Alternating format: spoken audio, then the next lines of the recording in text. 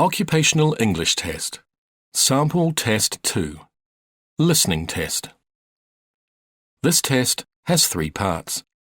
In each part, you'll hear a number of different extracts. At the start of each extract, you'll hear this sound. You'll have time to read the questions before you hear each extract, and you'll hear each extract once only. Complete your answers as you listen. At the end of the test, you'll have 2 minutes to check your answers. Part A. In this part of the test, you'll hear 2 different extracts. In each extract, a health professional is talking to a patient. For questions 1 to 24, complete the notes with information you hear. Now look at the notes for extract 1.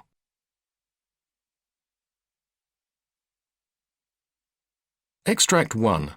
Questions 1 to 12. You hear a doctor talking to Chloe, an outpatient in the psychiatric unit. For questions 1 to 12, complete the notes with a word or short phrase. You now have 30 seconds to look at the notes.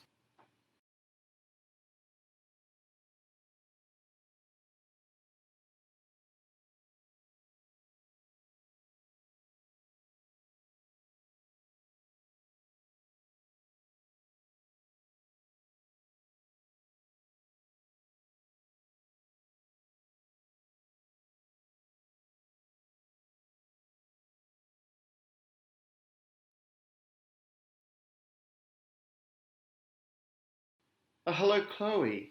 I understand you've been in the medical ward recently. How are you feeling now? Oh, much better, thank you, Doctor. What exactly was the trouble? Well, it all started about 6 months ago when I went to my local GP and he gave me some Valium. As soon as I started taking it, I began feeling terribly anxious. Then, one afternoon, I didn't dare cross the road because my legs suddenly felt too heavy to walk. A couple of months later, I started getting these dizzy spells. That was probably about 4 months ago now. That'd last about an hour. I left hospital 3 weeks ago, and since then I haven't had any problems. Okay, good. Can you tell me anything else about that day in the street? Anything else about your symptoms? Well, I felt like I was going to fall over, like I was all shifty, as if I was moving even though I was standing still. Everything around me was normal, but I felt all trembly and quite unsteady on my feet. It didn't last very long, but like I told you earlier, I didn't feel like I could walk properly. My legs were heavy and I had these palpitations. I guess it was like a panic attack or something. Whenever it happened, it felt like my heart started banging in my chest and I got all breathless. I went to see my GP, then he sent me here. Right. You mentioned your legs felt heavy? Not only my legs, my arms too. Whenever it's happened, it felt like I couldn't lift anything. I've had like this tingling sensation too. It usually happened later in the day, in the evening when I was coming home from work or from doing the shopping, something like that. I've been very busy with working and cooking and doing all the other household chores. I guess I've been feeling a lot of stress. Do you have any other health complaints? Yes, I have arthritis in my hands. I've been told it's in the early stages and that it's only going to get worse as I get older. When the pain's bad, like it has been recently, it makes it so difficult to do things. What about your personal situation? Are you married? I am, yes. Almost 2 years now. We don't have any children yet, though. When my husband and I first got married, we talked about starting a family. We have tried, but nothing's happened. We saw someone recently, a gynecologist, a couple of times, about trying to fall pregnant. She told me to continue with the temperature chart, and she talked about timing for intercourse, things like that. My husband also had a test, and we're going to go back in a month or so to get the results and see if there's anything else we should be doing. Would you say you and your husband have a good relationship? I think so, yes. We have our little tiffs sometimes, but what couple doesn't? What sort of things do you fight about? Oh, I don't know, silly things, like how clean the house is. My husband's a bit of a neat freak and sometimes I just haven't got the energy or the time to do it and my hands hurt. And anyway, it's his house as much as it is mine, so it's his responsibility too. Well, you're right there. Now, Chloe, I'm going to write you a prescription for some Ativan. It'll help with any anxiety that you might have been experiencing. And I'd like you to come back and see me again in 2 weeks. Okay, thank you, Doctor.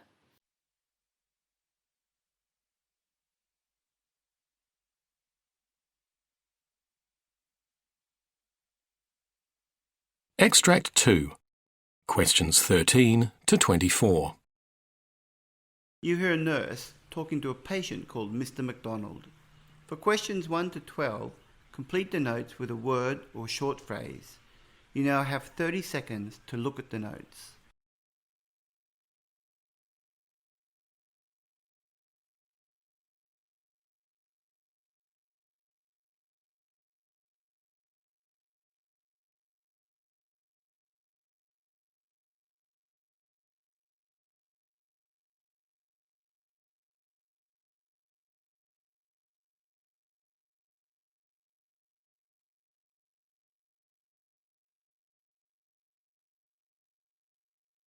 Hello, Mr. MacDonald. I understand you're here to have a lump removed from your back, and the plan is to send you home later today. Yes, that's right. The lump really needs to come off. It's more than a little annoying, and it can be quite painful too. It's near my waist and gets in the way of the waistband of my trousers. I'm not particularly worried about the surgery. They explained everything to me very clearly when I was at the assessment clinic, but I am concerned about how I'll go later on when I'm recovering. Did they tell you I have Parkinson's disease? Yes, it's here in your notes from the clinic, but it doesn't say how long you've had it or anything about how it affects you. Oh, I've had it a few years now. 5, I think. The walking is the worst. It's difficult to start moving, and I'm so slow. All I can do is shuffle to start with, and then my steps get shorter and shorter, and I get faster and faster. Sometimes I even fall over. Right, I see. I also sometimes get that freezing thing that happens. You know, where you're stuck in the one spot. Aching something, I think they call it. Akinesia. Yes, maybe. You'd know better than me. Anyway, it'll come on me when I least expect it, and always at the worst possible moment. I worked out that if I try and do more than the one thing at once, that almost always brings it on. I also get this terrible shaking in my hands, and it's hard to do some things because my arms are so stiff. What activities are most difficult for you? It sounds ridiculous, but it's mainly things like turning over in bed, reaching for a glass of water or a plate of food, getting up out of a chair and then turning around once I'm standing. That can be a challenge. I've learned a few tricks to help though, like having a good firm mattress and a high back chair with arms. What about activities that need fine movement? How do you manage with those? Well, tying my shoelaces is a real problem. And buttons. Doing those up is almost impossible. I like that material that sticks to itself. It's very handy. What's it called again? Velcro, that's it. Also, my handwriting is terrible. I've basically given up on it. It sounds like you might benefit from seeing an occupational therapist. Yes, maybe. I'll have to speak to my GP about a referral. One of the other main problems I've had during the past 12 months has been the cramps I get at night. They really ruin my sleep. I understand your medication has been changed recently. Yes, that's right. I said to the doctor they'd gone on for far too long, so she said I should try some different tablets. I've only been on them for a month or so, but I think they've really reduced.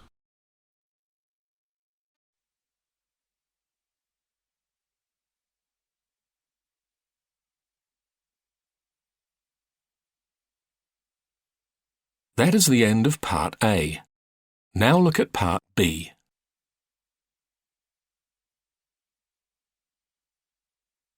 Part B. In this part of the test, you'll hear 6 different extracts. In each extract, you'll hear people talking in a different healthcare setting. For questions 25 to 30, choose the answer A, B, or C, which fits best according to what you hear.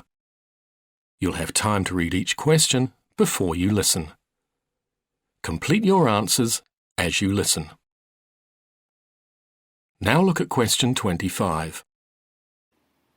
You hear a doctor talking to the daughter of a patient from an aged care home. Now, read the question.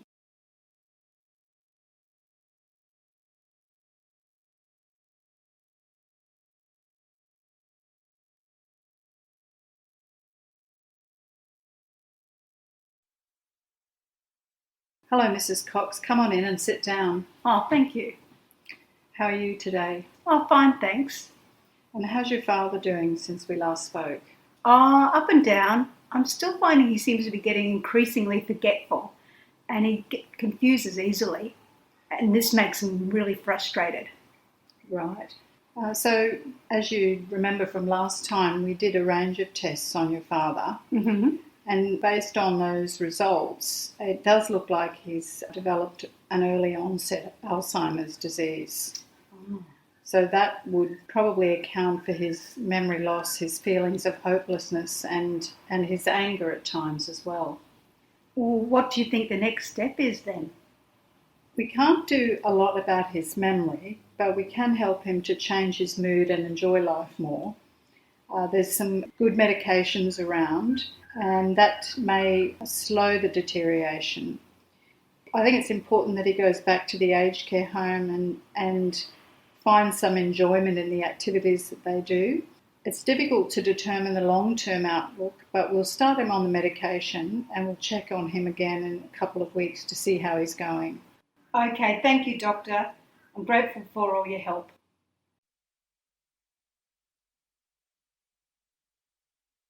Question 26. You hear a consultant giving a talk to a group of trainees. Now, read the question.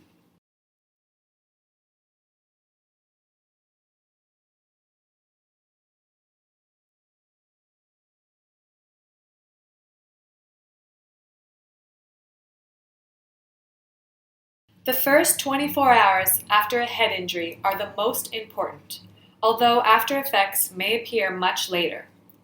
It's important that the patient is woken every 2 hours for the first 24 hours. If they're recovering at home, then this should be by someone responsible who is able to also watch for the following symptoms: persistent headache, nausea, or vomiting, weakness, numbness, or paralysis of the arms or legs, blood or clear fluid coming from the ears or nose, blurred vision or one pupil larger than the other, and convulsions. If any of these occur, then the person will need to call their GP immediately or return to the hospital emergency department.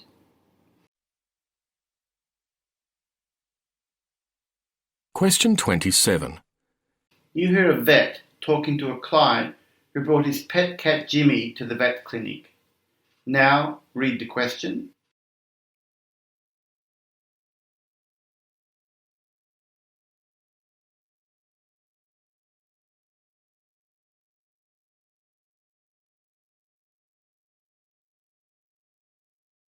Okay, the examination has revealed large amounts of struvite crystals in Jimmy's urethra, so that's why he's had difficulty urinating. The good news is that there's no bladder stones and no major blockages. Oh, that's good. And his kidneys are fine, so there's no evidence of damage. Oh, that's great. Yeah, but I need you to understand that this condition is very painful and distressing for Jimmy. Okay, right. So it's certainly a significant problem at the moment, and he'll continue experiencing difficulty in urinating. And for male cats in particular, there is a risk of developing a urethral obstruction, which can be fatal. How do we make sure that doesn't happen then? Well, we can make some dietary changes, which will definitely help. But I'd also like to know if Jimmy's been feeling stressed at all lately. Have there been any changes in his living environment? Well, we have been doing up our house at the moment. That could do it. Stress is definitely a contributing factor with this condition. Question 28. You hear the nurse unit manager discussing the progress of a patient at a multidisciplinary team meeting. Now, read the question.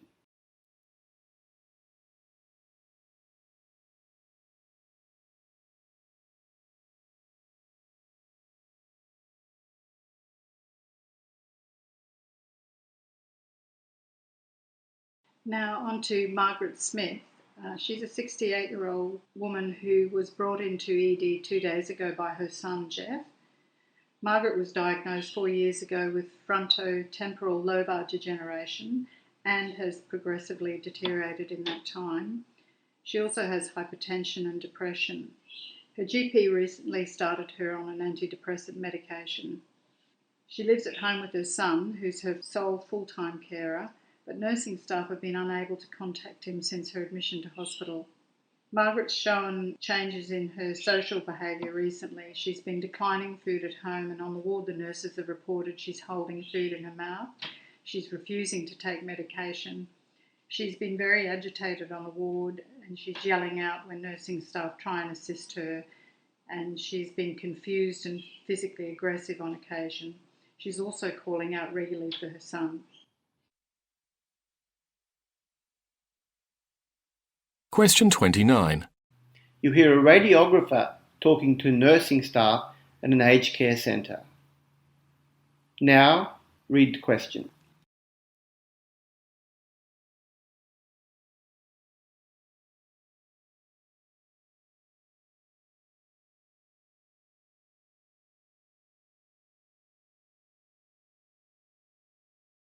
The most important preparation requirements include obtaining a recent EGFR result and providing details of current prescriptions, over-the-counter medications, and information on pregnancy status.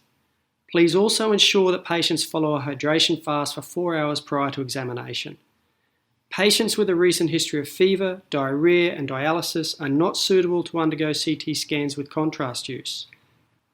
The examination takes between 10 and 45 minutes depending on the procedure type, and possible side effects include nausea, vomiting, and dizziness. The CT contrast usually stays in the patient's system for 48 hours after the injection, and following the examination, I recommend advising patients to drink plenty of extra water, as this encourages secretion of the CT contrast media. Finally, if any complications such as allergic reactions, decreased urine output, confusion, or blood in urine occur, then please inform your patients to let medical staff know as soon as possible.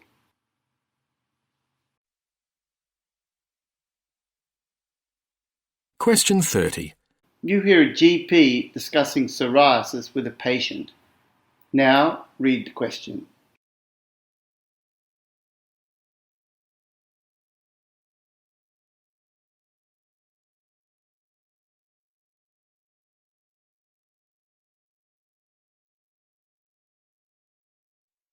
You've got something called chronic plaque psoriasis on your elbows and knees, but don't worry, we can treat it. You definitely benefit from some light treatment to help your rash settle down. I'd recommend coming up to the physiotherapy department twice a week to have UVB light treatment. Are you arranging me to have sunbed treatment, doctor?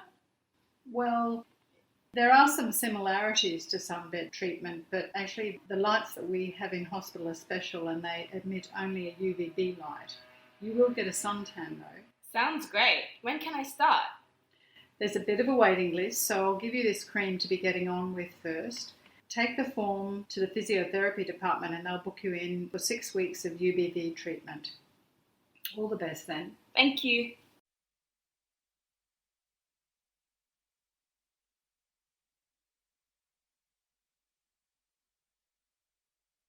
That is the end of Part B.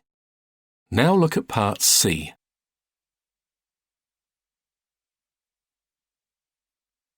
Part C. In this part of the test, you'll hear 2 different extracts.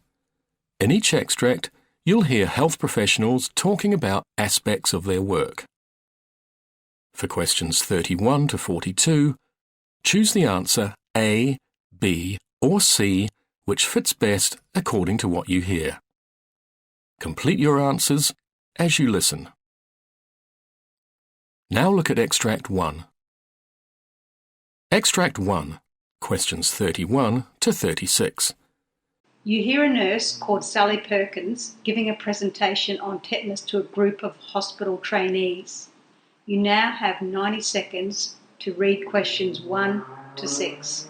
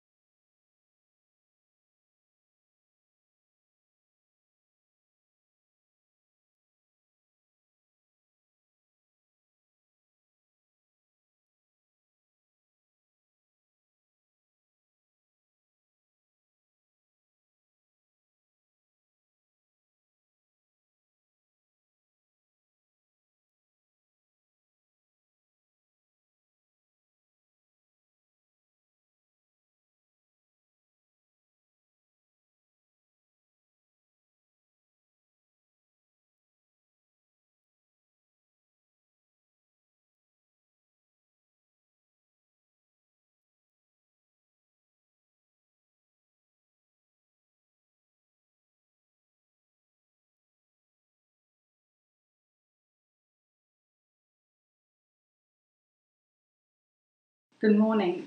My name's Sally Perkins and I'm one of the registered nurses working here at the hospital. Very soon I'm going to highlight the importance of immunisation and medical treatment for tetanus infection by talking about some case reports. But first I'd like to give you a little background on the disease. Tetanus is caused by a toxin produced in bacteria found worldwide in soil, dust and manure, and it can contaminate many surfaces and substances. Because of this, the disease cannot be eradicated completely, but infection can be prevented through immunisation with tetanus toxoid containing vaccines. People who contract tetanus and recover do not have natural immunity, so they can be reinfected and therefore also need to be immunised. To be protected throughout life, the World Health Organization recommends that an individual receives 6 doses of a tetanus toxoid containing vaccine, which can be done through a routine immunisation program. Tetanus is characterised by painful muscular contractions and spasms. Involvement of the muscles of the jaw and neck has led to tetanus also being known as lockjaw. It's not directly transmitted from person to person. Instead, the bacteria enters the body through a cut or wound. The majority of patients develop the disease as a result of a deep wound or puncture, but even a tiny pinprick or scratch can be enough for the bacteria to enter the body. Although tetanus cases are much rarer than they used to be, tetanus is still a life-threatening disease because of inadequate vaccination levels and inappropriate wound care. Another major issue is that only 1/3 of people who have a tetanus-prone wound actually seek medical treatment. One of the main reasons given by people for not getting tetanus vaccine is that we already have high levels of naturally occurring antitoxin through unintentionally ingesting the tetanus bacteria in day-to-day living, granting natural immunity without ever needing a single dose of medication or vaccination. Others state that if you've potentially been exposed to tetanus, fully cleaning the wound will reduce the potential for bacteria to enter the bloodstream. The problem with these approaches is that if you've been infected and aren't aware of it, medical treatment may come too late. Now I'd like to present some case studies to illustrate the danger of taking tetanus protection for granted. First, the case of a 45-year-old woman who lives on a farm and sought medical care after experiencing leg, back and jaw pain, although she had no specific injury. Because the woman was also having difficulty breathing, doctors had to do a tracheotomy and put her on a ventilator. After 2 weeks in intensive care, the patient faced weeks of physical rehabilitation. In all, the woman was hospitalised for 6 weeks of medical care. Because the symptoms were recognised early on and because the woman hadn't completely stopped breathing, she was able to make a complete recovery. She had not received a regular tetanus booster shot and the status of her primary vaccination was unknown. The second incident I'd like to share with you occurred when a 4-year-old boy was taken by his parents to the GP with a 1-week history of general malaise, mild fever, lethargy and weight loss. He subsequently developed dysphagia, difficulties opening his mouth and dehydration. Due to the concerns about the boy's refusal of fluids, the paediatrician was consulted. The boy then began to show signs of lockjaw and muscle rigidity. Together with the lack of immunisation and a toenail infection, this finally led to the diagnosis of tetanus. The boy was then transferred to a paediatric intensive care unit for initial treatment. Initially, the frequency and severity of his muscle spasms increased during the day in ICU, but he did make a full recovery after 4 further weeks of treatment. The final case involves an otherwise healthy 53-year-old man who arrived at the emergency department of his local hospital complaining of severe stiffness in his jaw and difficulty swallowing, but without any apparent wounds or cuts. Following an exhaustive examination and attempts to alleviate his symptoms, a diagnosis of tetanus was made by the medical team. He was treated with tetanus immunoglobulin and tetanus toxoid and kept unconscious for 2 weeks. The man was discharged after spending nearly a month in hospital, including his nearly 3-week stay in the ICU, and he was not able to recall the date of his last tetanus vaccination. I'm sure you'll agree this case highlights how everyone is at risk of the disease.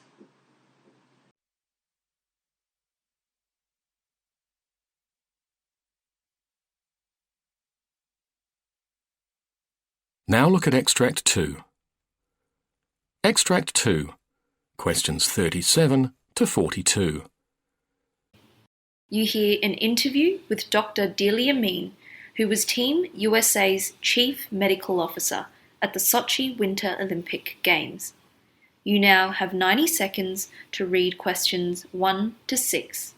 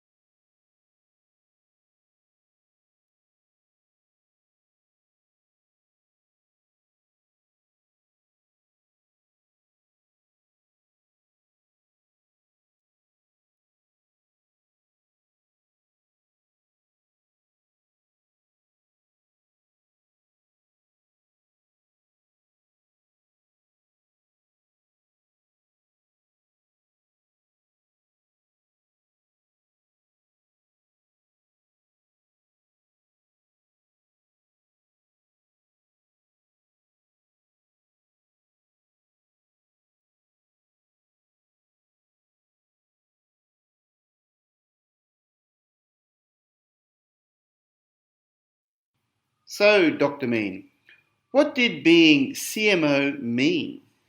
Well, it meant overseeing 77 other healthcare professionals and taking care of 228 U.S. Olympians. As a CMO, I worked in tandem with a team to deliver the highest level of care to our athletes. We were using the latest technology, evaluating a mix of treatments to ensure peak performance, and were ready to respond to whatever might have come our way. It also meant working long and busy hours during the games, where the team faced everything from common colds and illness to traumatic injury. And it also meant having compassion and understanding while applying your medical expertise in a fast-moving environment. Can you give me a behind-the-scenes description of what the medical support of the athletes looked like? Yes, absolutely. Well, it looked pretty much like any medical clinic you might be familiar with. There were dozens of boxes shipped to Sochi so that we were able to care for our athletes. Our doctors saw everything from coughs and flu to sprains and breaks. As a result, we had a comprehensive team assembled to address whatever health-related need might have come through the door. We looked like a mix of care providers such as athletic trainers and physical therapists or chiropractors and massage therapists to assess and provide the best solution to the problem. Our goal was to have our athletes back on the slope, track, or rink as fast as possible, performing at their peak. I see. And who cared for the athletes if there was a life-threatening injury? Well, if a situation like that had arisen, and I'm very happy to be able to say that thankfully it didn't, the intervention of doctors, specialists, and emergency providers from the Olympic Organizing Committee and our Team USA doctors would have absolutely been vital. We always had one of our physicians with the team during training and at competitions at the various sites. That gave us the flexibility to provide immediate care should the situation have occurred. We felt pretty confident that through our collaborative efforts, we could care for our athletes in just about any situation. Well done. And how did you approach injury prevention? Preventing injuries was certainly a major part of the support we provided. Aiding athletes and coaches to condition appropriately and prime their bodies with good nutrition and recovery efforts while in Sochi was all part of the whole care that we provided while we were there. We were able to use technology to assess and evaluate our athletes to ensure they were at their peak to perform. The travel and extreme competition did take a toll on the athletes' bodies, but we did our best to keep our athletes healthy in every respect. And were there any new technologies used by the US medical team in Sochi? Well, one of the tools we used was a groundbreaking form of software which provided our physicians and athletes the ability to communicate health information instantaneously and securely. The software maintained diagnostics, treatment evaluations, and test results, and it was all accessible virtually. This was especially critical when we were traveling from venue to venue in a foreign country. I have since actually implemented this same software in my private practice. Now, no matter who is involved in the patient's care, the healthcare professional has easy access to all the critical information and can respond accordingly. We also had several ultrasound machines that we traveled with, which was an incredible diagnostic tool for many musculoskeletal injuries. And finally, how might other young physicians follow in your footsteps? Well, I would encourage any physician that aspires to this kind of appointment to begin connecting with officials in their area of interest. My work with the U.S. cycling team helped build my reputation among other elite sport organizations, where I was able to establish relationships and convey my interest in working with them. You know, it can take a lot of time volunteering, but the work is invigorating and stimulating because you learn so much in the process, especially if you're passionate about it. I really do believe I am a better physician and surgeon because I've had the chance to work in these various situations. I can bring that experience back to my private practice, which elevates care for everyone. That is the end of Part C. You now have 2 minutes to check your answers.